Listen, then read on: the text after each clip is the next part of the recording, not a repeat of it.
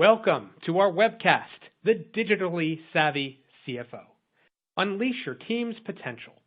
Brought to you by Argyle, the publisher of CFO Magazine and CFO.com, and sponsored by CGMA and Oracle. I'm Joe Fleischer. I'll be your moderator. Before we get started, I would like to cover a few features of the console that you're viewing. On the left side of your console, you will be able to view slides and respond to polls. In a moment, I'll go over how you would respond to polls, but first, I would note that from the resource list area of your console, you will be able to click on a link to download a PDF document comprising slides from our webcast, as well as links to view information about upcoming events that offer the opportunity to hear from and meet finance leaders in person. Although we will plan to dedicate the latter portion of our webcast to addressing your questions, we do invite you to type in your questions and comments at any time during our webcast in the Q&A area of your console. Those who join our live webcast will have the opportunity to earn a certificate representing 1 continuing professional education or CPE credit. To be eligible, we ask that you respond to all 3 polling questions we'll intersperse throughout our webcast. To respond to a polling question when it appears, we ask that you select the radio button that corresponds to your answer, and then we ask that you click on the submit button so that we can record your response. After we have posed our last, that is our 3rd polling question during our webcast, if you have answered all 3 polling questions and are therefore eligible to receive credit, you will be able to click on an icon to download a certificate. That'll be located in the certification section of your console. If you are not able to retrieve your certificate after having answered all 3 polling questions, we will make this webcast available on demand later this week. At that point, you will be able to retrieve your certificate if you are eligible when this webcast is available later this week within the webcast section of CFO.com. Now, I'd like to tell you very briefly before we hear from our distinguished guests, I'd like to tell you about them. They are Ash Noah, Managing Director with AICPA. Ash engages with CFOs and finance leaders worldwide. He's in Beijing today, in fact, to understand how finance leaders are evolving and guides the association's initiatives to the AICPA's initiatives to ensure that the Chartered Global Management Accountant, or CGMA, learning content, syllabus, and examinations are future ready. Ash joined AICPA in 2012.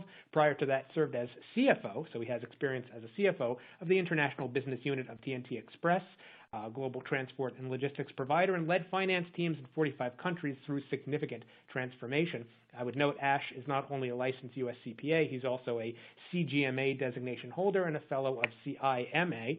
Joining Ash will be Matt Stirrup, who's Vice President of Finance and Head of Corporate Financial Planning and Analysis with Oracle. Matt joined Oracle in 2010 following Oracle's acquisition of Sun Microsystems, and focuses on developing reporting and key performance indicators to deliver actionable business insight.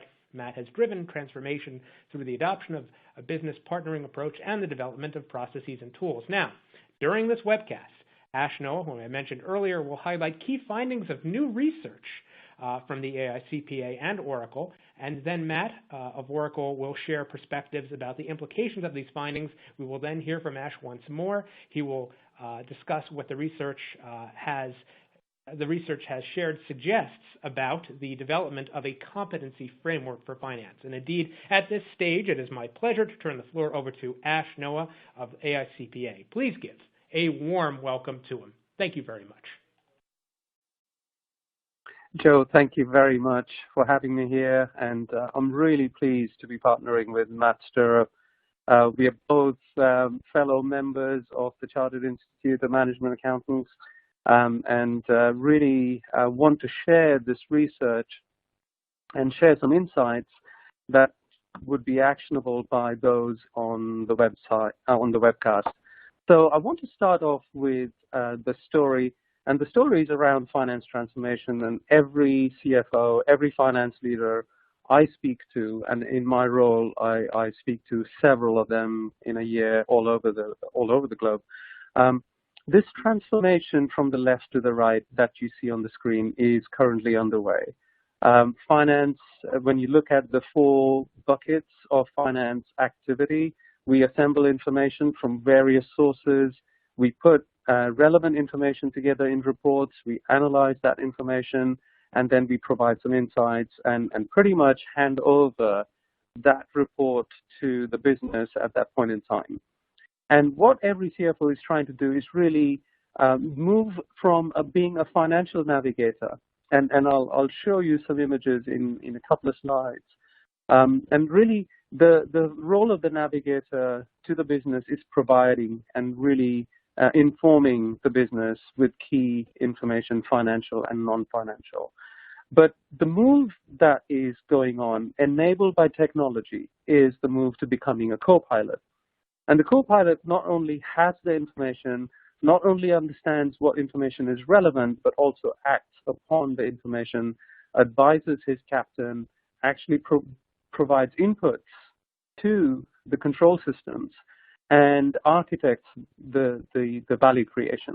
And that is the move every CFO, every finance function is trying to make. And I'm sure those of the audience today will also be very, very familiar with that move.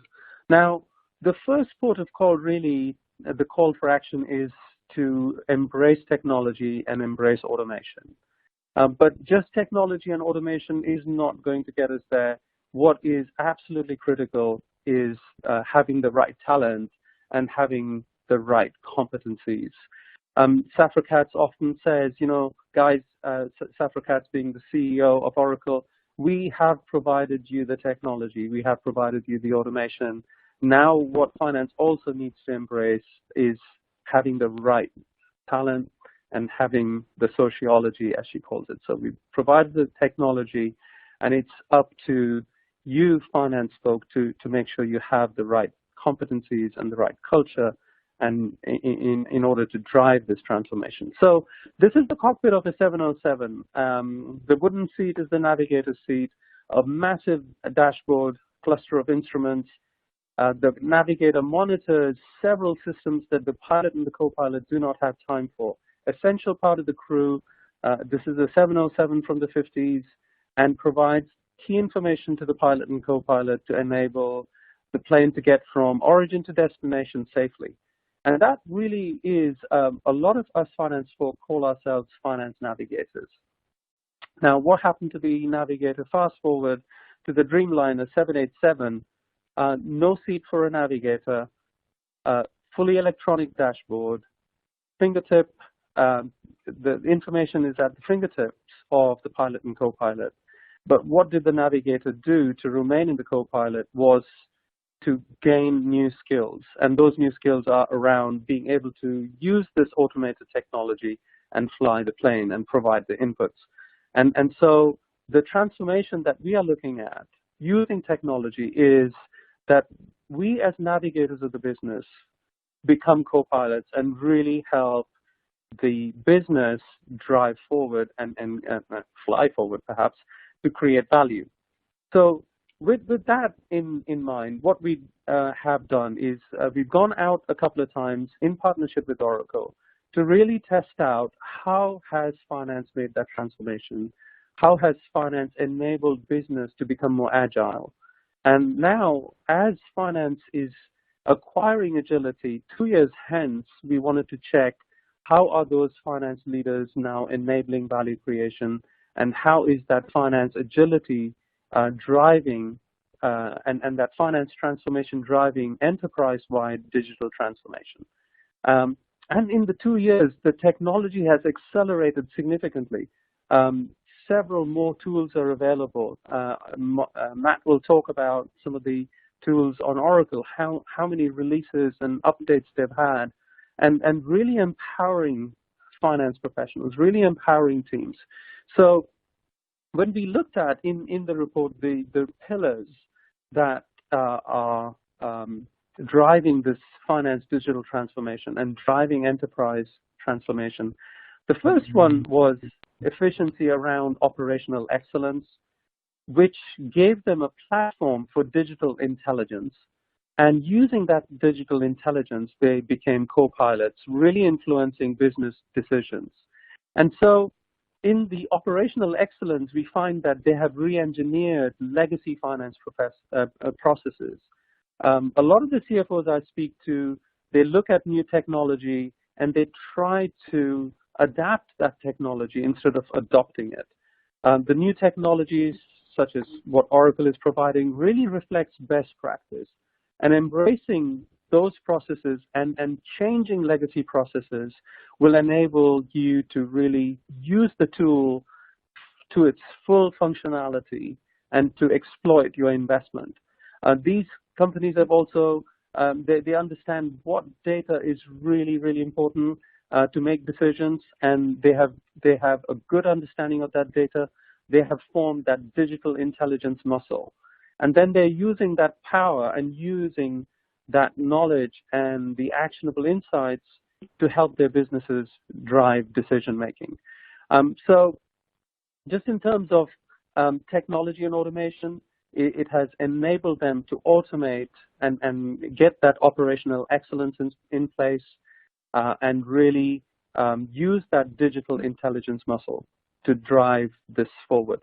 So Matt will cover more of those technologies and the automation that Oracle platforms provide.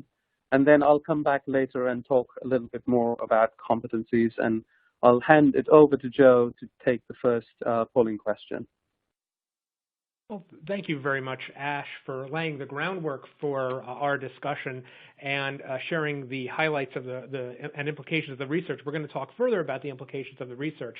But first, we want to pose, as Ash said, our first of 3 polling questions, and really want to get a sense of which of the following barriers you characterize as the greatest barrier. So what you're welcome to do is select the radio button that corresponds to your answer, and then click on the submit button so we can record your response.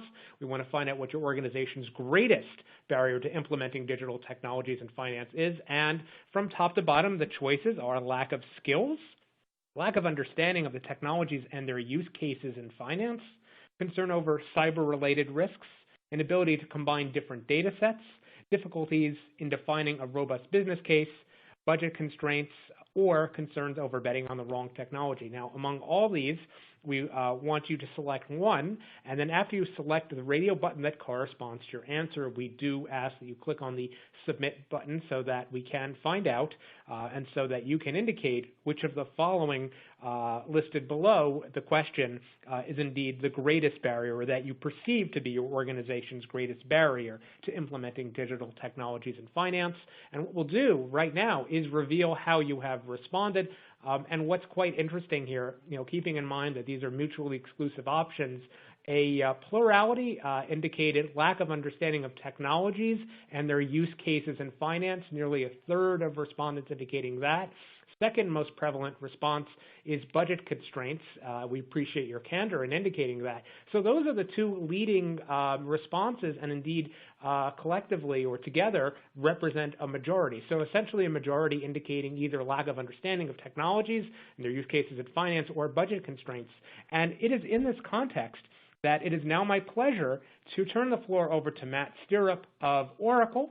Please give a warm welcome to him. Thanks very much, Joe. So welcome to everyone, and thank you for spending some time with us this morning. So as Joe said in the introduction, I've been with Oracle since 2010, and previous to that worked with Sun Microsystems. And what I really wanted to do this morning was share something of our own internal finance transformation journey, and really give you some specific examples of where we've combined technology with process change and enterprise-wide data to become more efficient as a finance organization and create more insight and ultimately play a more influential role in the business. So hopefully I can help, it seems from the polling question, that really understanding where technology can be used and the best use cases is something that is interesting the audience the most. So hopefully I can help just explain a little bit about what we've been doing internally with Oracle. So firstly, by way of context, a little bit about Oracle. So we sell a complete range of enterprise-wide software solutions, really across what we call the stack. So from infrastructure or hardware, as you may have thought about it in the past, through to enterprise-wide applications to use in the running of your business. Over the past few years, we've been transforming our business from a traditional on-premise provider where we sell on-premise software to customers to deploy and use themselves, through to a cloud provider where really we are providing software as a service to all of our customers. Our current focus is to embed innovative technologies into every aspect of our cloud. So what that means is integrating artificial intelligence and machine learning into our application services, through to the introduction of the autonomous database, which allows the automated patching, upgrades, and tuning of customers' databases whilst the system is running with no human intervention. So what we're really trying to do is to provide solutions to our customers to allow them to reduce their total cost of computing while reimagining their business processes and experiences through adopting our technology. So what does that mean for us kind of internally as we have evolved our business model for our customers? We've also been adopting our cloud services internally. We have a philosophy of focusing on operational excellence, and what that means is really focusing on technology experience, our customers' experience, and employee experience. And those three pillars really permeate everything that we do internally to make sure that we have the right people, the right processes, and the right systems. So over the course of the last 7-8 years, we have been moving our business from an on-premise model to the cloud. So we started with HR and CRM systems, and then moved to EPM for our planning and forecasting, ERP for our GL, and then more recently have moved our supply chain processes also to the cloud. So now we're in a position where we're really running our business on an end-to-end cloud technology suite.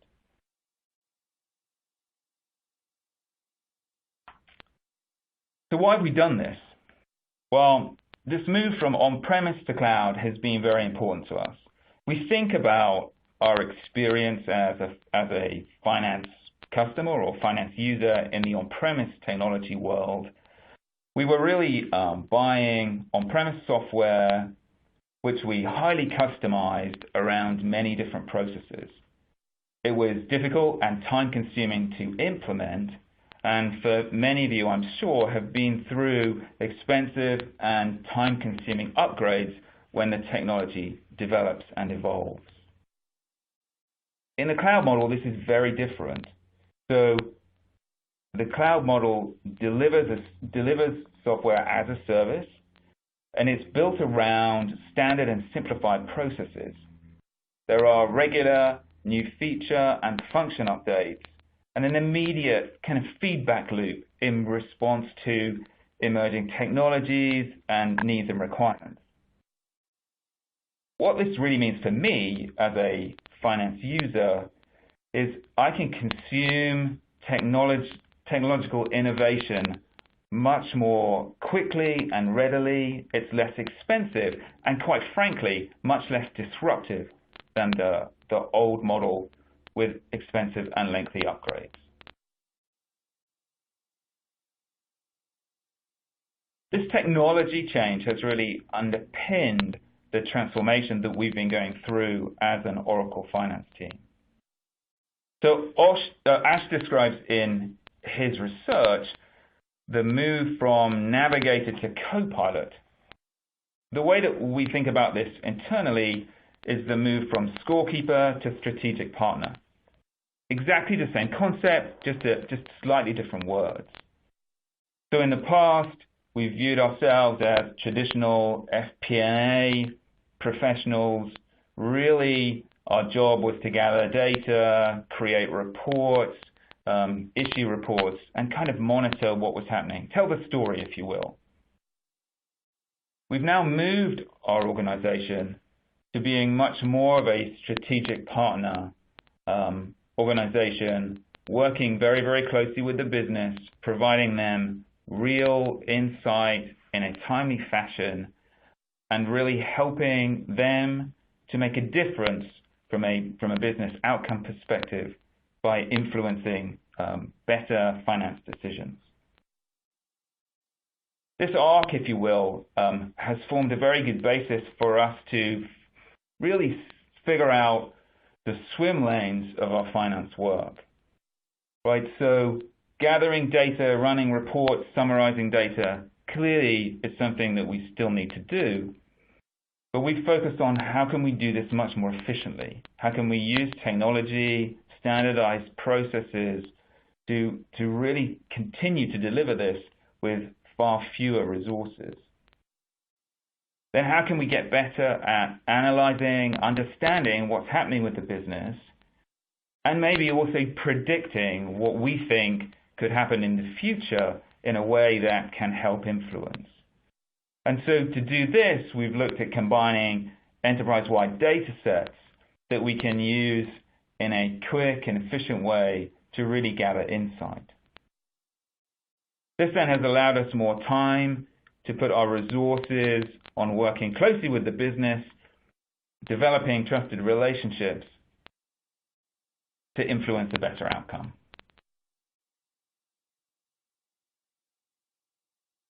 Our approach to change really revolves around kind of 4 key elements.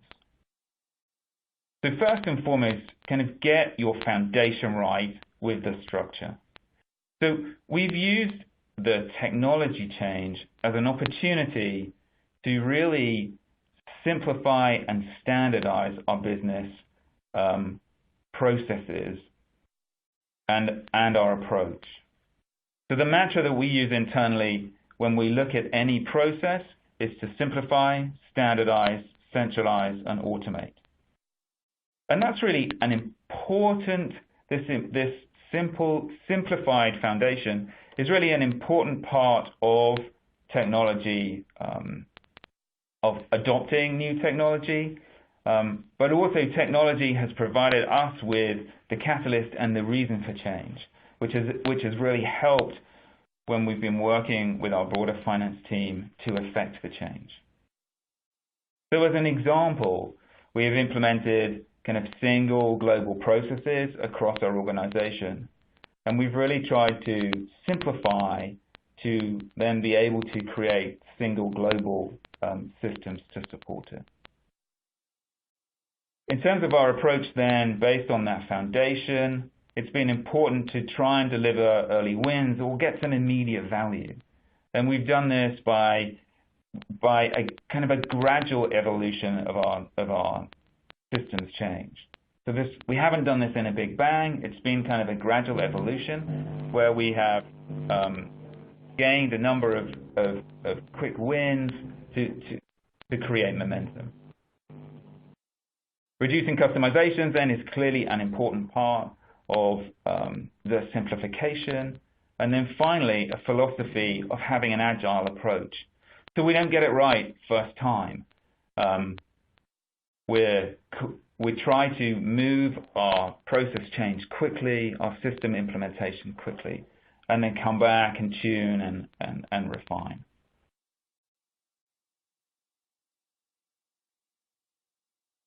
So to give you an example, one of the system changes that we have recently been going through is upgrading our on-premise e-business suite general ledger to ERP cloud. Previously, we had a heavily customized e-business suite on-premise application based around 32 global charts of accounts with unique hierarchies, thousands and thousands of intercompany allocations, many spreadsheets surrounding that, and a reliance on IT for reporting. So we felt internally that we had a strong process, but it was very, very difficult to change. With the Oracle ERP Cloud, implementation, what we've done is we've moved to one global chart of accounts, one set of global hierarchies, with a mass of simplification, web-enabled reporting, and additional reporting through BI. This has allowed us to massively reduce the complexity of our close process, a reduction in journal entries, simpler reconciliation, expense allocations, etc., and develop real-time reporting. What this has given us is a consistency of reported information, a reduction in effort to consolidate, a reduction in reconciliation procedures and audit procedures, a reduced maintenance overall of our system, but most importantly, it's allowed us the agility now to scale without significant upgrades, which is giving us now more time for value-added activities in terms of understanding the business, ensuring that we really understand all of our risks and opportunities.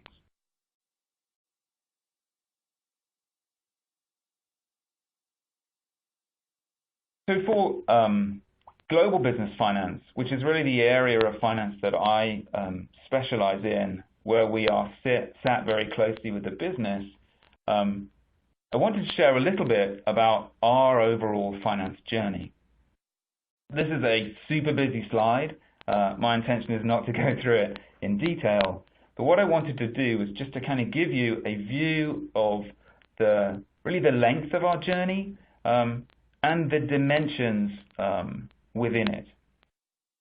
So as a platform, we've moved really our applications from on-premise to cloud, and that's been a fundamental foundation of what we've done. Organizationally, we've moved from having very regionally specific finance groups running their own processes, their own reporting, through to a global organization with very standardized regional teams, with a central center of excellence shared service, and then supported by a number of kind of process content experts that we call GPOs, which stands for Global Process Owner. This structure allows us to implement simplification to our process very easily, deliver a consistent service to our business, but also importantly gives us the agility to change things quickly, adopt new technology, new processes. Then really on top of that, in terms of what we've been producing, our output, if you will, we've developed our planning tools from on-premise S-based cubes surrounded by spreadsheets through to cloud tools. And then from a reporting perspective, we've moved from thousands of spreadsheets through to BI, and now most recently the delivery of dashboards through iBots, which generate email to our users, and the use of data visualization tools.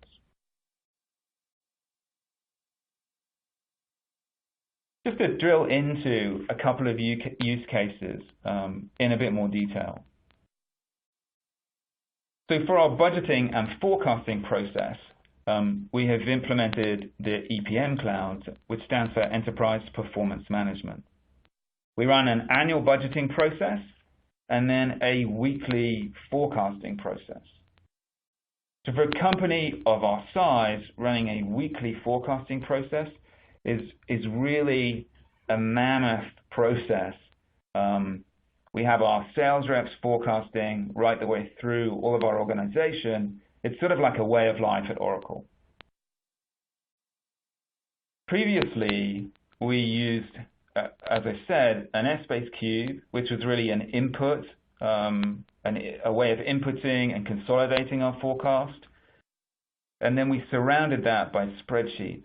So spreadsheets to model forecasted numbers to then input, but also spreadsheets to do sort of late updates to numbers, etc. So we had an incredibly complicated process to support this weekly process, which took a number of days for us to really consolidate, check, audit, make sure it was correct. With the implementation of the cloud, what we've moved to is a forecast based on driver-based models. So the tool is set up to pull GL actuals in to allow our users to understand and monitor what has happened. And then the tool automatically, based on our configuration, creates a run rate forecast. Then the user can input various different drivers. Is headcount going up, reducing, various different variables from a revenue perspective, to then create a modeled forecast. So the work they were doing in spreadsheets is now done in a tool, and then the outcome of that work automatically becomes their submission. The users can view their work via web-enabled reporting or smart view reporting. It allows me, from a corporate perspective, to instantly consolidate the forecast, and what was hours and hours of consolidation and checking now takes my team 5 minutes. And furthermore, the implementation of this has allowed us to simplify and standardize our process. So as an example, it's very easy for us to understand now how the forecast is put together, where our teams are plugging the expense forecast, for example, becomes very, very obvious and transparent because everybody is using exactly the same model. So in terms of, to summarize the benefits, really what this has given us is speed. So we can run the process much more quickly, which allows us more time to identify risk or opportunity. It's given us a standard approach, and it's given us standard reporting, better performance, and ultimately more time to spend with our business to estimate our forecasts more accurately.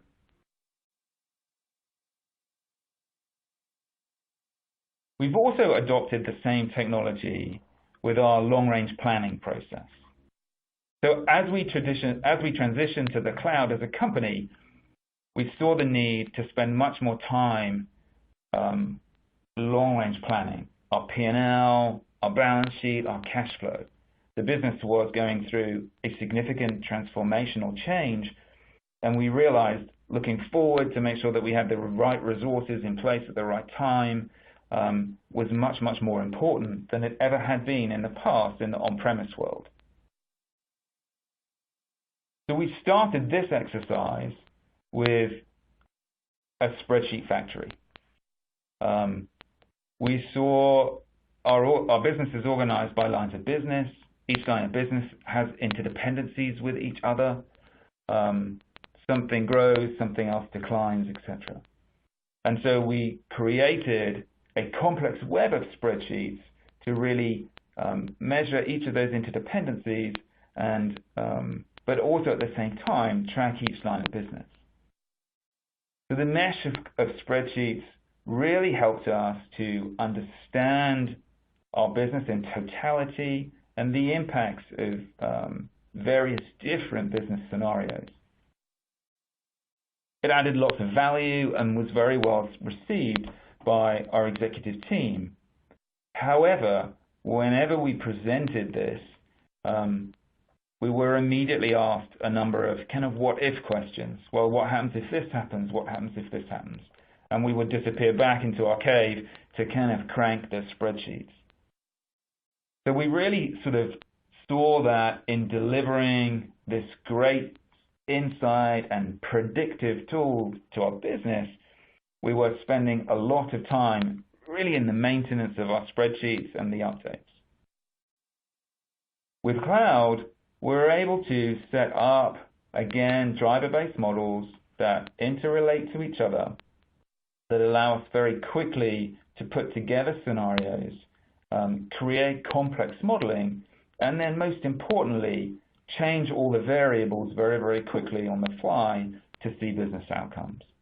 So now actually our modeling activity becomes much more of a kind of conversation with puts and takes with our CEOs than a hugely involved finance activity.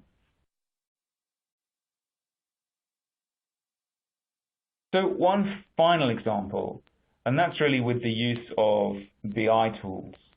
So when we started our journey back in 2002, 2003 with our regionally based finance teams, we had an army of spreadsheet drivers creating reports, many of which were very, very similar and very common in terms of their purpose, their data, inputs, etc. So what we have been doing really is creating centralized reporting through our BI tool, which has allowed us to reduce the dependency on spreadsheets and really save an enormous amount of time in terms of people hours in the production of very, very similar reporting and spreadsheets, to move that time to really business partnering with the business to influence. We're now focused on how do we deliver the reporting in the most efficient way for our users. So the use of iBots, so for really important things, people will get email dashboards via email. And then we've been deploying data visualization to really blend different data sets together and present the outcome in the most kind of graphic way that we can. All of this development has now allowed us to really focus on using predictive capabilities in our tools and spending our time using machine learning, etc., to really trend forward business trends to further help influence the business decisions being made.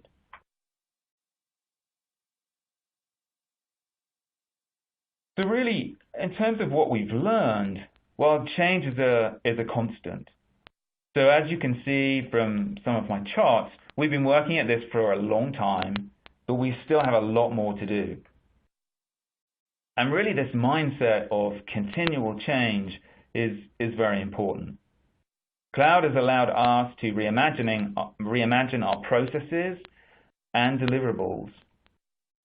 And the cloud is allowing us to adopt innovative technologies much, much quicker, which is allowing us to deliver more and more to our business. So with that, I will pass back to Joe. Well, thank you very much, Matt. And certainly what you have covered here, before we move on to our poll, I just want to acknowledge that what you have covered here highlights how technology can enable an approach. We'll certainly talk about that more in a bit. But first, as Matt said, we want to pose our second of 3 polling questions. And our second polling question asks the following: what is your finance team's greatest challenge with data analytics? And what we ask attendees to do, as with our first poll, is to select the radio button that corresponds to your answer and then click on the Submit button so that we can record your response. From top to bottom, the choices are managing risks and concerns with data security, managing risk and concerns with data privacy, difficulty extracting data from legacy IT platforms, integrating financial and non-financial data, establishing the relevance and credibility of non-financial data, lack of relevant data analytics skills within the finance team, or driving insights from unstructured data. So among these, we would ask that you select the radio button that corresponds to your answer, and then click on the Submit button so we can record your response to the question, what is your finance team's greatest challenge with data analytics? Among the choices that we have listed below the question, what we'll do is give attendees just a few more seconds, and actually we are ready to reveal how attendees have responded. And what we can see here is that a plurality have indicated, and not necessarily surprisingly, difficulty extracting data from legacy IT platforms. Now, that's the most prevalent response. The next most prevalent response that we see here in response to this question is integrating financial and non-financial data. So majority of respondents, in effect, indicating either difficulty extracting data from legacy IT platforms or challenge being integrating financial and non-financial data. Now, what we're going to do is transition to Ash once more. We'll hear from Ash in just a moment. Then what we will do is pose our third polling question, and then we'll set aside some time to address some great questions from attendees. At this juncture, though, it is my pleasure to turn the floor over once again to Ash Noah. Thank you very much, and we will hear from Ash right now. Thank you, Joe. Matt, that was really compelling. What I wanted to continue to build on some of those thoughts and share some of the findings of the research. In our first research around Agile Finance revealed, what came out of that was this new operating model for modern finance. And we saw how using the technologies, the accounting operations has been automated and simplified and standardized, as Matt said. And using the cloud platform has really enabled organizations to do that. So what we found out on the first round in 2017 was the focus was on efficiency, trying to reduce cost. Robotics was applied to core processes to automate some of the accounts payable, accounts receivable, etc. What we now found was that these organizations have moved on, and their focus is now on excellence and on value, and machine learning is being applied and deployed in accounting operations. In terms of the centralization that Matt talked about, centers of excellence, multidisciplinary teams were brought together, and expertise was being leveraged centrally. And now we're seeing that AI and machine learning and chatbots are coming into play even in those centers of excellence around controllership or centers of excellence around the M&A, centers of excellence around treasury and tax, etc. In the FP&A area, what we saw was the focus was on management information, data visualization, and self-service. And those organizations have now moved on to embed AI, artificial intelligence, augmented intelligence-based reporting using machine learning again in some of their forecasting processes. And all that has been enabled because they have got all their data on the cloud. They have one set of accounts, one chart of accounts. They're able to integrate information very easily, drill down information really easily, all enabled by technology. And in terms of decision support, whilst they were first really focused on digital transformation within finance, we're also seeing that finance role is now expanding to enterprise transformation. And they're really enabling the enterprise to transform digitally, keeping customer-centric views of how this transformation happens. By that, what I mean is these organizations are not just automating and deploying technology for the sake of reducing costs, but it's really being built around value. And the value is around how to give the customer a better experience. All the transformation, all the digitization is really focused upon delivering better services and new services or new products to the customer and a new way of serving the customer. So customer experience is at the center of the transformation, and those organizations which are understanding the customer better, which are understanding the customer value proposition better, are further ahead in their transformation journey. So what were some of the key challenges in terms of the transformation journey that they were on? And we polled on some of these items already: concerns about data and information security, funnily enough, was on top of the charts. A smaller percentage in this crowd, I think it was about 6% if I remember correctly a couple of slides ago, the last polling question. The unwillingness to tackle the re-engineering of legacy finance processes. And this was about what Matt said, the number of change requests and the number of customization requests that normally come in from the businesses. To give you an example, when I was trying to implement a global chart of accounts across 45 countries that I had, on average, I had about 20 change requests from every country. And so that was about 900 customization requests. And so it's that unwillingness to say, okay, this is the best practice that technology is providing. How can I re-engineer my legacy processes rather than make this technology, change this technology to suit my legacy processes? So the opportunity to simplify and standardize is being lost by customization. And so that's one of the key things for us to consider, for you all to consider as you go forward with embracing technology and embracing the digitization and transformation. The resistance to working with robotic technologies was further down the road and down in the order of challenges, and also the impact on jobs. That is real. Automation brings in fears, but how do you deal with that sociology aspect that I mentioned before that Safra always talks about is really key as we go forward in our transformation. So as we transition from technology and back to talent and the competencies that we need to build, keeping our people in mind, enabling our people to continue to remain relevant by equipping them with these new skills so that they feel that they are empowered and they're being equipped with the right skills so that they can continue to be relevant and continue to have a job is really important.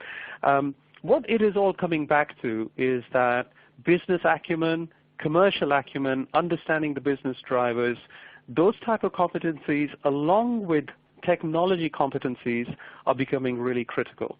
So yes, we need to equip them with digital skills, with a digital mindset, but we also need to focus on enabling our current talent to focus on the business, to really understand the business drivers, spend time out there in the business, and gain commercial acumen, understand the customer value proposition, and why does the customer deal with your particular enterprise? What is the unique value proposition that your enterprise is able to provide that customer really needs to be understood by finance.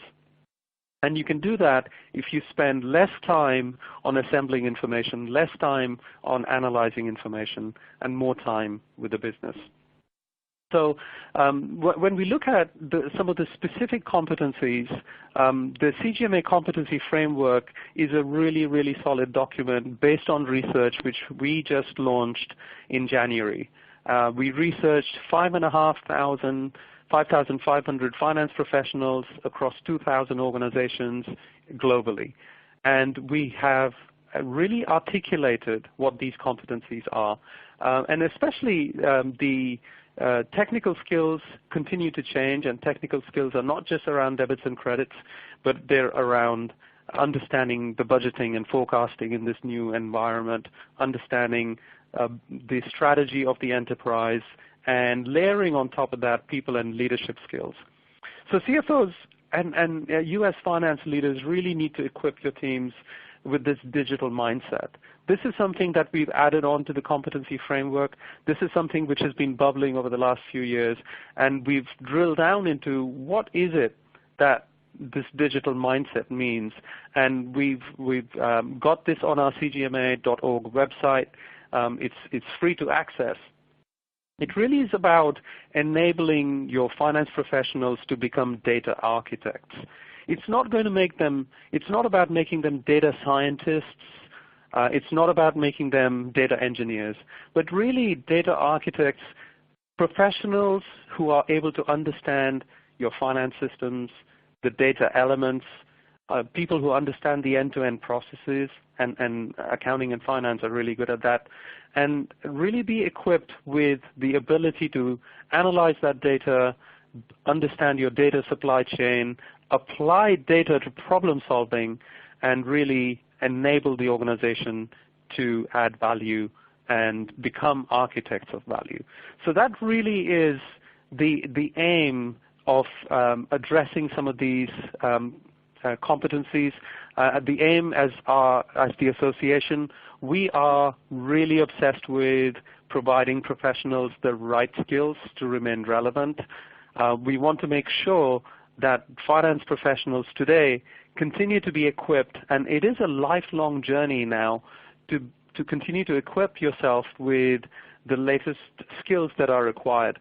What the automation is bringing is the imperative to really start engaging as that strategic business partner as more and more of our activities are automated. Automation actually gives us the capacity and the capability to really engage with the business. The capacity gives us the capability to develop these new skills, to spend time on developing these new skills.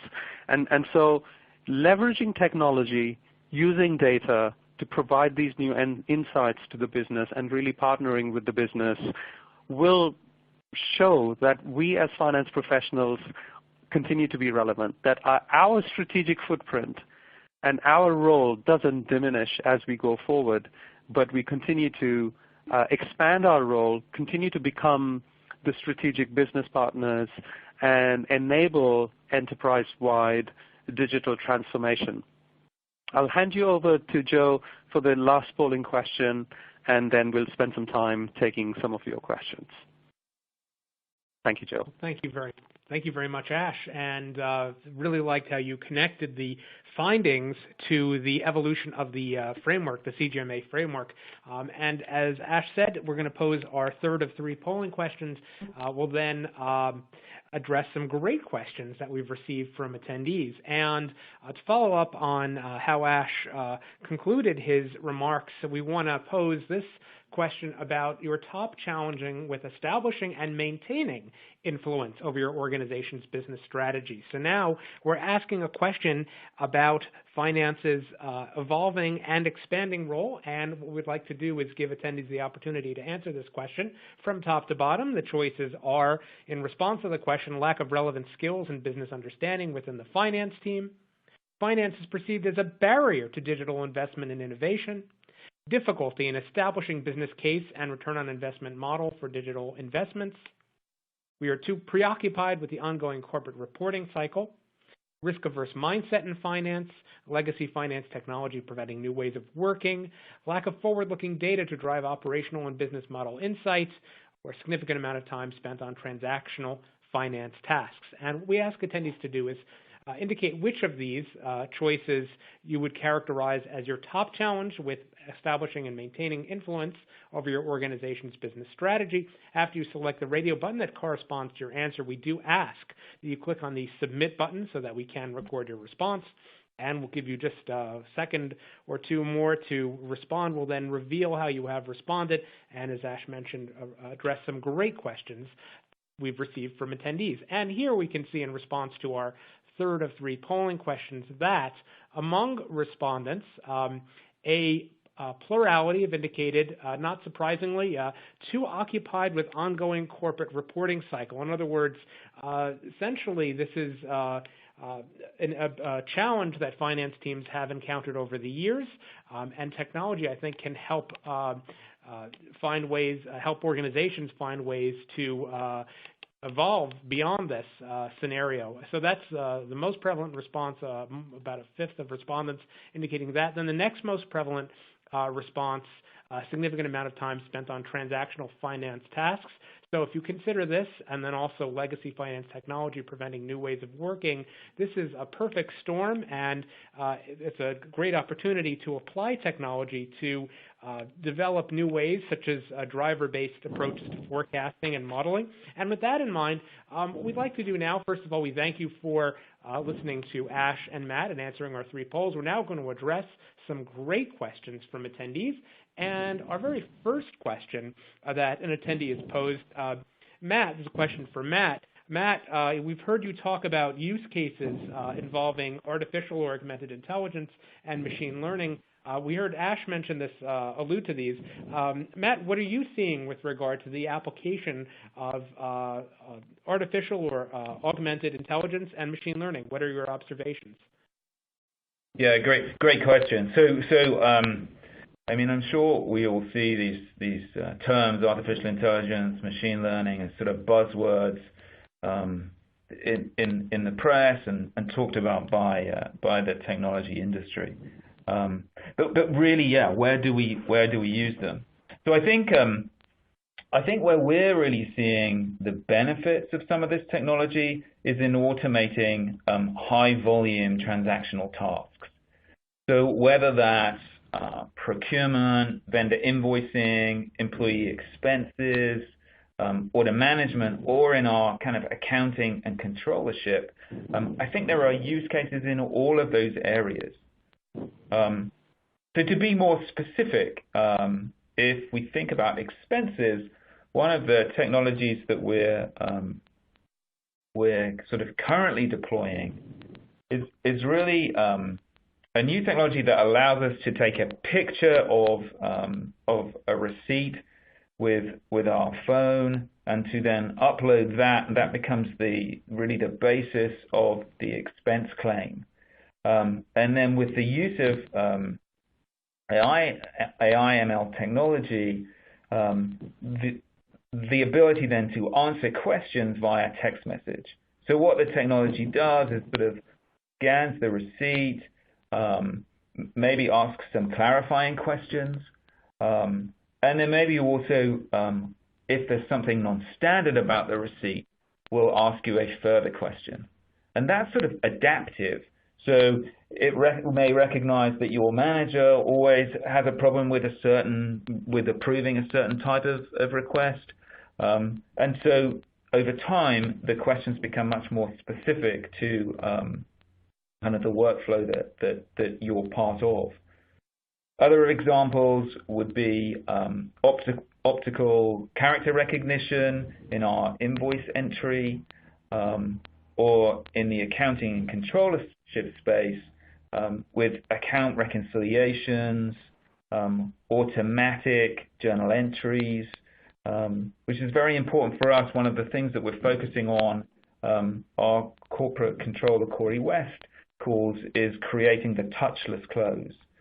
So how do we reduce human intervention through the use of these technologies to auto-generate reconciliations, journal entries, etc., to allow us more time to really focus on the analytical aspects and understanding what's happening.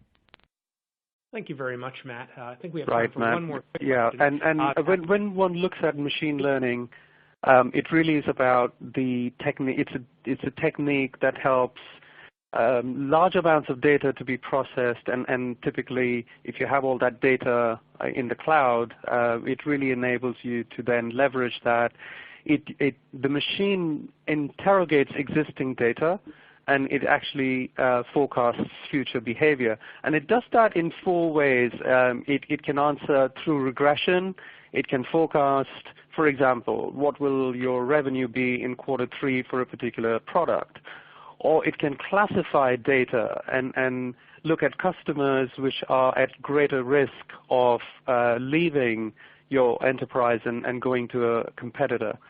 It can cluster, so it can form clusters of data and perhaps give you some insights into which type of products sell well together, what should you be bundling. And then it also detects anomalies. And another example is I know of a company which has automated accruals of their transportation costs. It was, thousands and thousands of items, multiple origins and destinations, different types of products, different types of expense in terms of refrigerated, non-refrigerated, express, road, etc. And they were able to automate the accrual for transportation services through machine learning. So these are some real use cases that I've come across. Well, thank you so much, Ash and Matt. I want to acknowledge that anyone who has questions about information about technology skills, developing them in light of the CGMA framework can certainly visit information online about the CGMA framework, including getting more information about developing technology skills given the evolution of the framework. I also want to acknowledge we may not have had the opportunity to address all questions during this webcast. We will plan to follow up on any remaining questions after this webcast.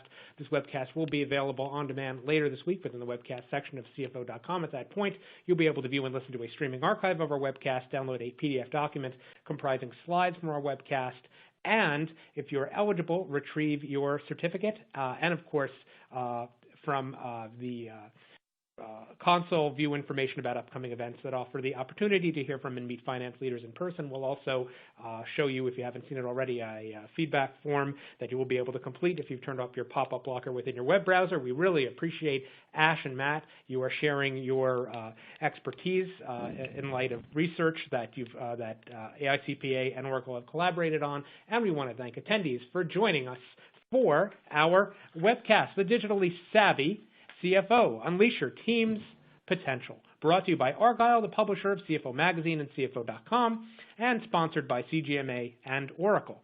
We thank you for your time, and we hope you enjoy the rest of your day.